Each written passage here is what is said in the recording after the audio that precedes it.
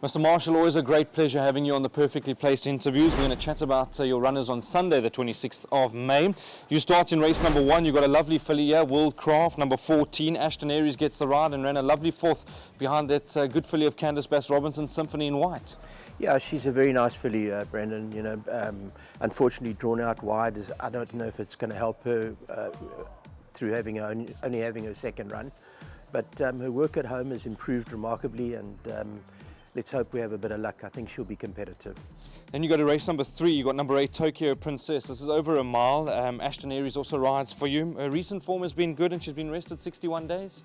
Yeah, you know, she's not going to go to Hollywood, but I think she's in with a chance in this sort of a race. Hopefully she can overcome that draw of 8 and give us a good account. Race number 4, over 1,400 metres, a horse that really came back and ran a cracking second is Mr. Belvedere, number 7. You must have been very happy with that. Yeah, very happy with him, and he's come on a lot since that run. So I just hope that he reproduces it, and I think he'll be competitive. Race number 5, over 1,400 metres, Mr. Marshall, you've got 2 runners. So let's start with number 2, Marvel William. Pumium Jorka gets the ride. Won a good race last time out when beating Speed Racer, who's franked the form line and ran a very creditable race over the weekend. Yeah, you know, he's not a bad sort of a horse. He's quite consistent, and he's had a bit of time off, and not through injury or anything, but there just haven't been any races for him, you know.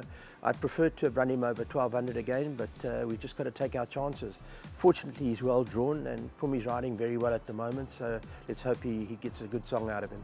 And you're backed up with number 9, Scalini. What are you expecting from him? Yeah, it was a very good run the other day. You know, he came back from a bit of a break. He ran 5th in a very strong field that was won by Coastal Commander. He's come on a lot since then. He'll be competitive on Sunday.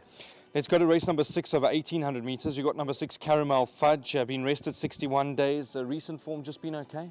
Yeah, they're both battling horses, these two, you know, and we just had to find a race for them. If they could run into a place, I'd be very pleased. And that same comment applies for eye-catching as well? Very much so, yes.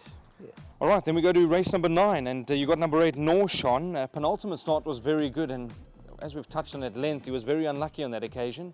Yeah, I think you can disregard his last run. You know, he's one of those horses that enjoys being left a lot to do, and we had him a little bit handy on that date to see if we could get him closer, but unfortunately he doesn't race like that. And you've got to give him an impossible task, and then he puts it in. So hopefully that happens on Sunday, and he can be competitive. The yard is in good form. Give us your best for the day. Well, I'm hoping Worldcraft, obviously, and Scalini, I think, yeah. Thank you as always, Mr. Marshall. Pleasure, Brandon, pleasure.